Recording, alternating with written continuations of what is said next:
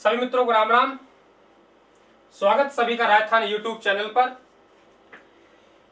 दोस्तों, हम लोग जो बात कर रहे हैं, मेवाड़ का इतिहास चल रहा है। मेवाड़ के इतिहास में जो रावल शाखा है, रावल शाखा के एक एक राजा की हम लोग बात कर रहे हैं। रावल शाखा चल रही है। रावल शाखा के कुछ राजा मैंने पिछले पार्ट में आपको पढ़ाए हैं, उनका बैकअप ले लेते हैं कि उन्हीं से आगे का जो राजा है, आगे का रावल शाखा है, आगे का इतिहास है, वे चलेगा। पीछे हमने ये पढ़ा कि रावल छेम सिंह, यह बना देता हूं, रावल छेम सिंह, छोटा लिखूंगा भाई, पढ़ चुके हैं। रावल छेम सिंह याद होगा, रावल शाखा के संस्थापक हैं।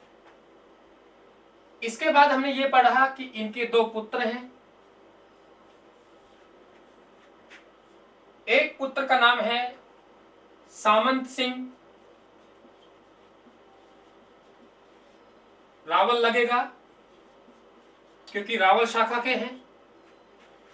दूसरे पुत्र का नाम है रावल कुमार सिंह। रावल क्या है भाई, जो स्टूडेंट नए जुड़े हैं इस पार्ट के साथ, प्लीज पिछला पार्ट देख लें, आप लोग समझ आ जाएगा। यही था। नाडोल के कीर्तिपाल चौहान ने रावल सामंत सिंह पे आक्रमण किया। सामंत सिंह यहां से भाग गया और बागड़ में जाके गुहिल वंश की स्थापना करेगा। रावल कुमार सिंह, जो कि सामंत सिंह का भाई है, मेवाड़ की गद्दी को संभालेगा। कीर्तिपाल चौहान को पराजित करके यहां से भगा देगा। कुमार सिंह के बाद में रावल पदम सिंह नाम का एक राजा गद्दी पर बैठा। बहुत विस्तार से हम लोगों ने पढ़ा है। पदम सिंह के बाद में रावल जैत्र सिंह गद्दी पर बैठे, ये भी हम लोग पढ़ चुके हैं। और रावल जैत्र सिंह के जो पुत्र हैं, उनका नाम है रावल तेज सिंह, ये हमें पढ़ना है, ठीक है। और रावल तेज सिंह के बाद में रावल समर सिंह हमें पढ़ना है। और रावल समर सिंह के बाद में रावल रतन सिंह हमें पढ़ना है। और रावल रतन सिंह अंतिम राजा होंगे रावल शाखा के। यानी रावल शाखा में जो राजा बनेंगे, छेम सिंह, फिर सामंत सिंह, कुमार सिंह, पदम सिंह, जैत्र सिंह, तेज सिंह, समर सिंह, रतन सिंह, यही पढ़ रहे हैं हम लोग। क्लियर। पीछे का शासनकाल की जानकारी हमें बहुत कम मिलती है, लेकिन फिर भी हमने सामंत सिंह को 1172 ईस्वी में राजा बनाया था और 1177 ईस्वी तक रहा था, यही हमने पढ़ा।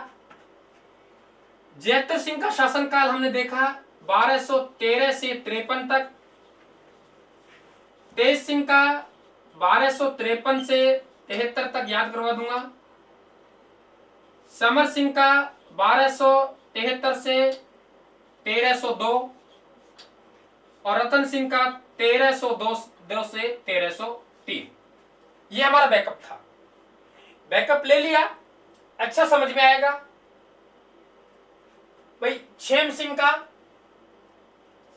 सिंह के सामंत सिंह ने कहा कुमार, पदम का जैत्र, तेज समर करता था किससे? रतन सिंह से। तेज समर करता था रतन सिंह से। 1213 और 53 शासनकाल याद करेंगे तो अंतर कितने का है? 40 का। 53 तो आएगा, अंतर कितने का आएगा? 20 का, कोई समस्या नहीं है। 73 तो आएगा, लेकिन रतन सिंह को सब जानते हैं कि 1 साल के लिए राजा बनेगा। 2 से 3, तो 2 में खत्म होगा, नीचे 2 से शुरू होगा, 3 तक चलेगा। ये सब बातें हम लोग पढ़ चुके हैं। हमें पढ़ना है तेज सिंह को। मैंने आपको बताया था कि रावल जैत्र सिंह, पहला पॉइंट, रावल जैत्र सिंह ने नाडोल पर आक्रमण किया। कहां किया? नाडोल पर।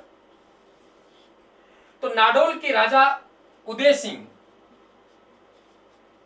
ने अपनी पौत्री जिनका नाम है रूपा देवी को ही हम लोग चचिक देवी बोलते हैं, इसका विवाह किससे कर दिया? तेज सिंह से। तो पहला काम तो आपको यही पता होना चाहिए। दूसरा, हम लोगों ने जब जैतर सिंह पढ़ा तो ये पढ़ा कि दिल्ली सल्तनत, छोटे छोटे फैक्ट हैं, दिल्ली सल्तनत के राजा कौन है? नासिरुद्दीन। नासिरुद्दीन के जो सेनापति हैं, सेनापति बलवन को ये पराजित करेंगे, ये आपको पता होना चाहिए। समझ में आया कि दिल्ली सल्तनत के राजा नासिरुद्दीन के जो सेनापति हैं जिनका नाम क्या है? बलवन ने आक्रमण किया और बलवन को क्या किया? पराजित किया। एक शासक और है, धोलका के भगेल शासक वीर धवल। धोलका के भगेल शासक वीर धवल को भी क्या किया? पराजित किया। तो ये तीन बातें आपको ध्यान रखनी है। नंबर 1, विवाह कहां हुआ? पिछले पार्ट में पढ़ चुके हैं। दिल्ली सल्तनत के राजा नासिरुद्दीन के सेनापति बलवन को पराजित किया, क्योंकि बलवन ने 1253 ईस्वी में आक्रमण किया था, लेकिन इसे पराजित किया। धोलका के बघेल शासक वीर धवल को पराजित किया। ये वे टफ सवालों में है जो एग्जामिनर बहुत टफ सवाल करता है, उनमें है। अब यहां तेज सिंह की, भाई तेज सिंह चल रहा है, तेज सिंह की हम उपाधियों की बात करें, उपाधियां, यहां से बढ़िया सवाल बन सकता है। नंबर 1, उमापति, वर, लब्ध, प्रौढ़, प्रताप, ये इन्होंने पद धारण की। नंबर 2, परम भट्टारक, भट्टारक, ये उपाधि इन्होंने धारण की। नंबर 3, परमेश्वर की उपाधि इन्होंने धारण की। नंबर 4, महाराजा धीराज की उपाधि धारण की। अब आप कहेंगे सर इतना अड़ंगा याद होने वाला नहीं है, जोर आएगा, याद नहीं होगा तो नौकरी कैसे मिलेगी? नौकरी भी नहीं मिलेगी, तो मत करो याद। जिनको नौकरी लगना है वे अपने आप याद करेंगे। अरे सर याद करवा दीजिए। देखिए बताता हूं आपको, इनकी जो उपाधियां हैं, आपको भी लग रहा होगा सर आपने कैसे लिख दिया। फिर कह रहा हूं कि हम लोगों को वर्षों लग गए इनको याद करने में, आपको कुछ मिनटों में दे रहे हैं और तब भी आप याद नहीं कर सकते, तो फिर भाई उसका कोई इलाज नहीं है। सीधे फैक्ट है, कोई डिटेल इनमें नहीं है, लेकिन फिर भी हमें पढ़ना पड़ रहा है क्योंकि हमको एग्जाम पास करना है। देखो, उमापति परम परमेश्वर, उमापति परम परमेश्वर महाराजा धीराज कहलाते हैं। याद हुआ कि नहीं हुआ? आगे छोड़ो, उमापति परम परमेश्वर तेज सिंह महाराजा धीराज कहलाते हैं। नोट कर ले आप इस लाइन को, उमापति परम परमेश्वर तेज सिंह महाराजा धीराज कहलाते हैं। इससे आप ये ध्यान रखेंगे। क्लियर? एक बात और पढ़ेंगे हम तेज सिंह में कि इनके समय 1260 ईस्वी में आहड़ में एक चित्र बना, सब जानते हैं, श्राक प्रतिक्रमण सूत्र चूर्णी, और इसके चित्रकार हैं कमल चंद्र। समझ गए? ये तो अपन चित्र शैली में बहुत पढ़ते हैं कि इन्हीं के समय मेवाड़ चित्र शैली की शुरुआत मानी जाती है। इनके समय 1260 ईस्वी में ताड़पात्र पर पहला चित्रित ग्रंथ श्राक प्रतिक्रमण सूत्र चूर्णी आहड़ में चित्रित हुआ कमल चंद्र के समय। एक पॉइंट और याद कर लें, इनकी पत्नी है जय तल्ला देवी। जय तल्ला देवी ने चित्तौड़ में एक मंदिर बनवाया जिसका नाम है श्याम पार्श्वनाथ का मंदिर। ये भी आप ध्यान रखें। ये सब बातें हम पढ़ रहे हैं, वे किस में पढ़ रहे हैं? तेज सिंह में। देखिए ऊपर का सिस्टम, एक स्क्रीनशॉट ले लीजिए आप। सबसे पहले स्क्रीनशॉट लीजिए, बहुत मेहनत करनी पड़ेगी आप लोगों को, बहुत मेहनत की आवश्यकता है। स्क्रीनशॉट ले लिया, ये गायब कर दिया।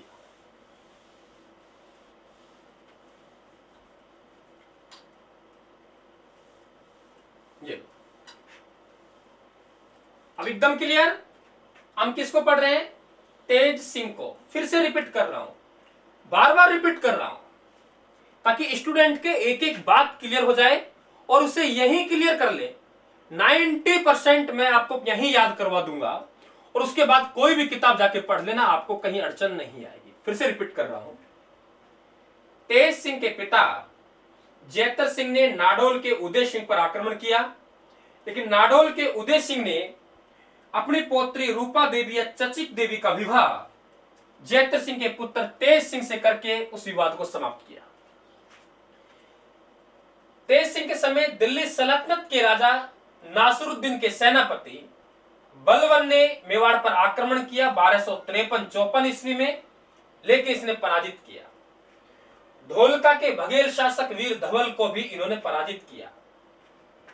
तेज सिंह की उपाधियां हैं उमापति वरलब्ध प्रौढ़ प्रताप, परम भट्टारक, परमेश्वर, महाराजा धीराज। परमेश्वर मतलब परम पिता, सभी का मुखिया, ठीक है। महाराजा धीराज, राजाओं का भी राजा। याद करने का तरीका, उमापति परम परमेश्वर, उमापति परम परमेश्वर तेज सिंह महाराजा धीराज कहलाता है। इनके समय ही 1260 ईस्वी में आहड़ में श्राप प्रतिक्रमण सूत्र चूर्णी नामक एक चित्र ताड़पात्र पर चित्रित पहला चित्र कमल चंद्र द्वारा चित्रित है, इनके समय हुआ। इनकी पत्नी जयतल्ला देवी ने श्याम पार्श्वनाथ का मंदिर बनवाया चित्तौड़ में, ये कहानी हमने पढ़ी है। और तेज समर करता था रतन सिंह से, तेज समर करता था रतन सिंह से, क्योंकि मैं पहले बता चुका हूं एक सीधा सीधा सवाल इनमें क्रम लगाने से बनता है कि क्रम मतलब इनको व्यवस्थित सेट कीजिए, तो हमारा सवाल गलत नहीं जाना चाहिए। पिछली बार राजस्थान पुलिस में भी यहां से एक क्रम लगवाया था। ठीक है, क्लियर हुआ एकदम। अब हमें जो पढ़ना है वे क्या पढ़ना है? समर सिंह और रतन सिंह। ठीक है, साफ कर रहा हूं।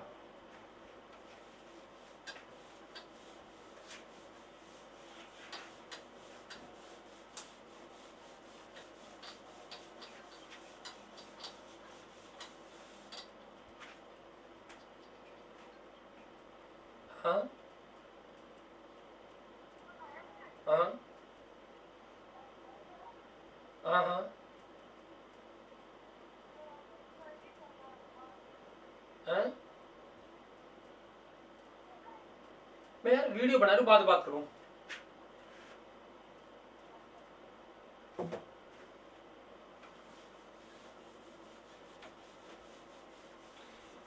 देखिए अब हमें पढ़ना है रावल समर सिंह। रावल समर सिंह शासनकाल पीछे से उठेगा 1273 से 1302 ईस्वी, ये हमें पढ़ना है। देखिए मित्रों, रावल समर सिंह की हम लोग बात करें, यह हमें समझना है। एक चित्र आप लोग बना लें। चित्र इस प्रकार से बनेगा, मेरे साथ बनाते रहें आप लोग।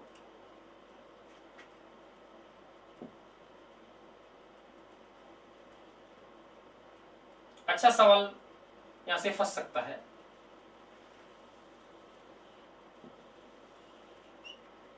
यहां आप लोग मेवाड़ लिख दें, और मेवाड़ के राजा हैं जिनका नाम है समर सिंह, हमारे सामने लिखा हुआ है।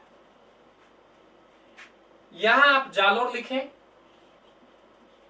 जालोर, और जालोर के शासक है इस समय सामंत सिंह चौहान। सामंत सिंह चौहान जो कि कानड़ देव के पिता है। ये क्या हो गया, जालोर, आप भी बनाए साथ साथ, और ये हो गया मेवाड़ यानी चित्तौड़। और इधर हमारे पास में दिल्ली है, और दिल्ली सल्तनत के राजा हैं अलाउद्दीन खिलजी, सुल्तान हैं अलाउद्दीन खिलजी। और ये जो आक्रमण है, ये गुजरात आक्रमण है 1299 ईस्वी का, और यहां लिख दें आप लोग गुजरात। ये चित्र आप लोग बना ले, इसकी हमें जरूरत पड़ेगी।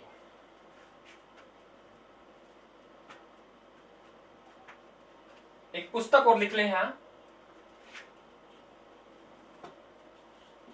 तीरथ कल्प, और इसको लिखने वाले हैं जिन परब सूरी। ये आप उतारे, फिर आपको समझाऊंगा क्या कहानी है।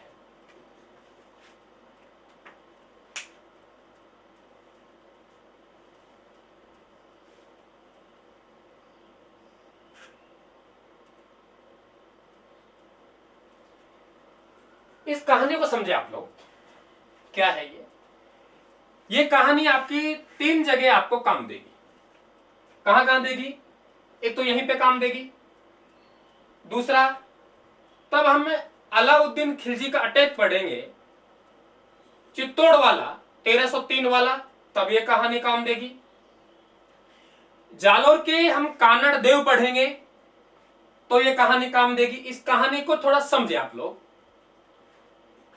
दिल्ली सल्तनत के जो सुल्तान है उनका नाम है अलाउद्दीन खिलजी।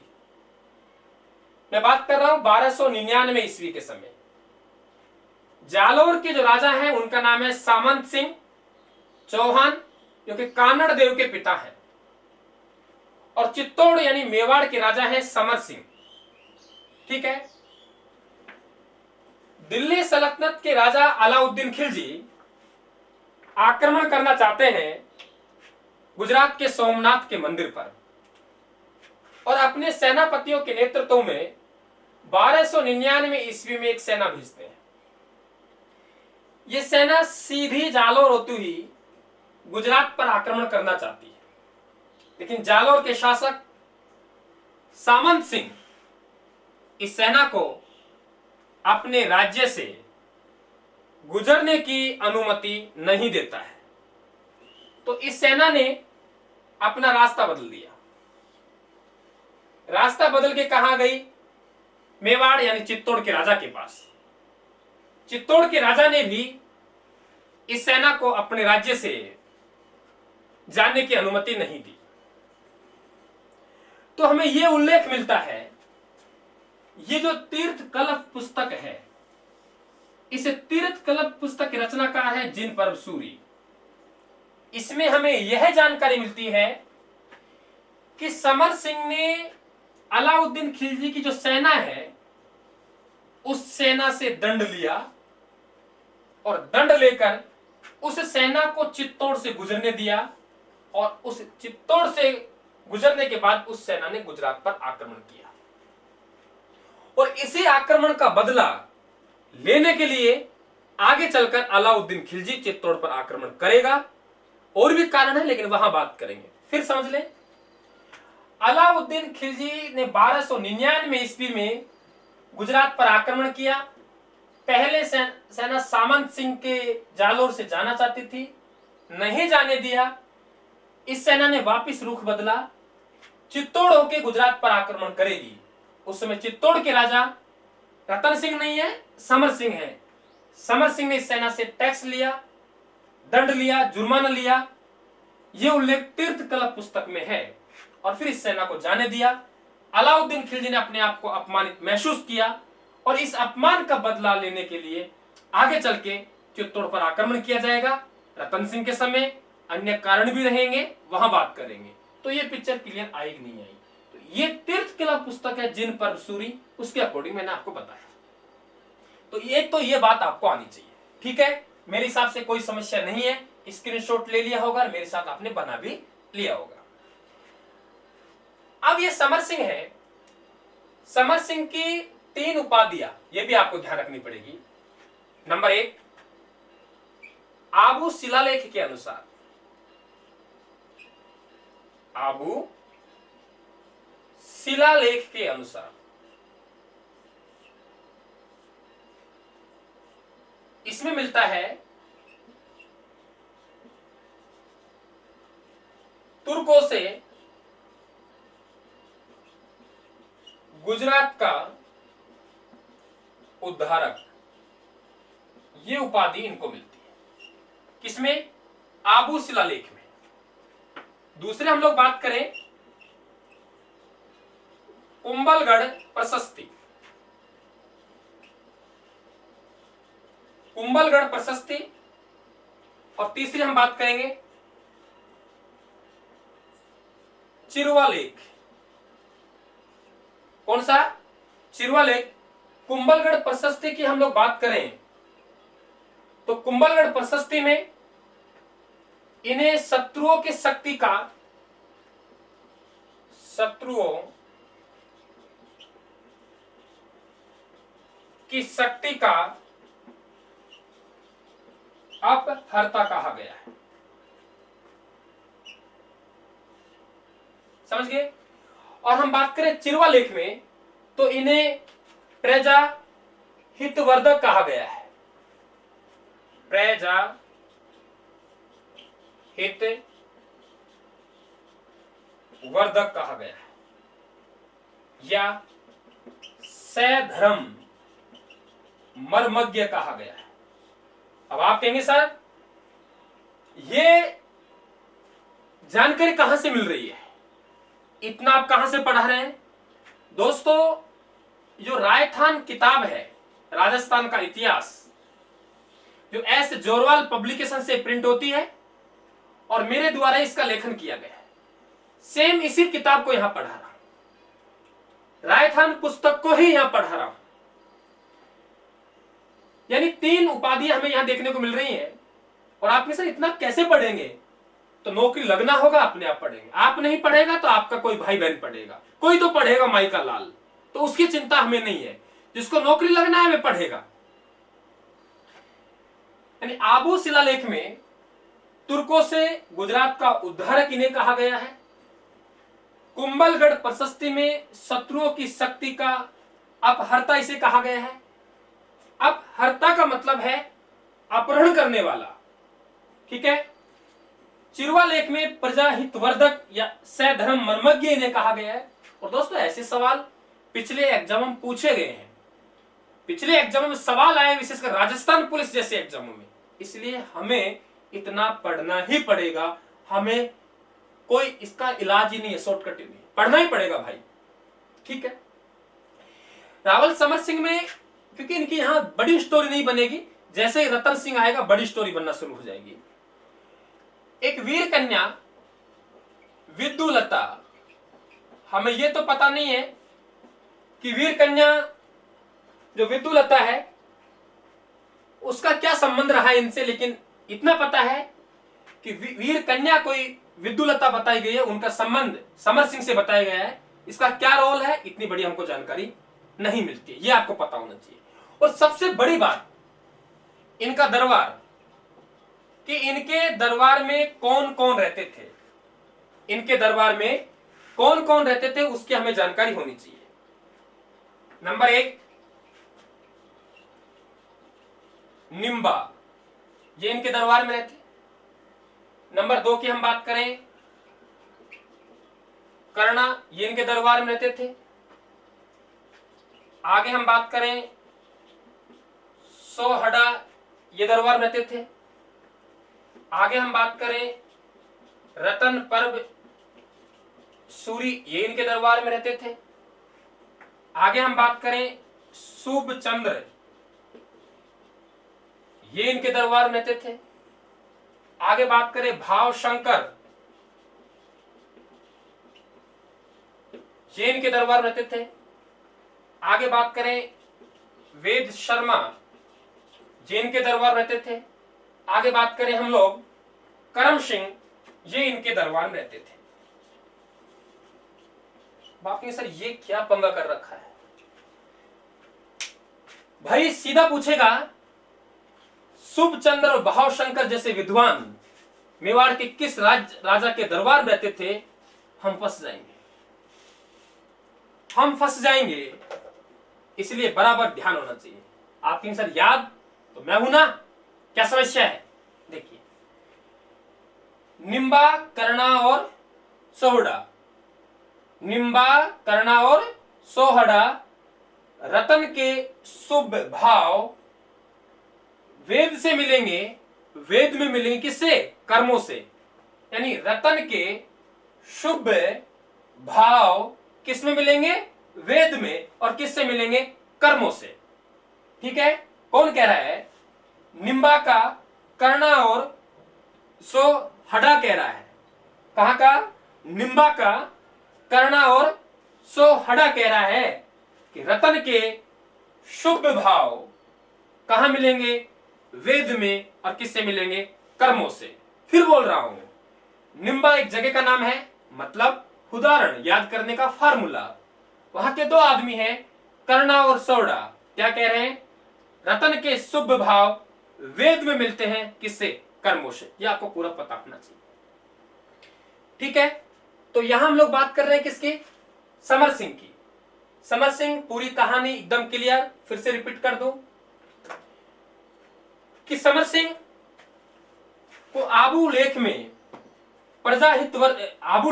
इसमें आबू शिलालेख में तुर्कों से गुजरात का उद्धारक, क्योंकि बिल्कुल गुजरात सीमा पर था और तुर्कों को पराजित किया, तो ये कहा।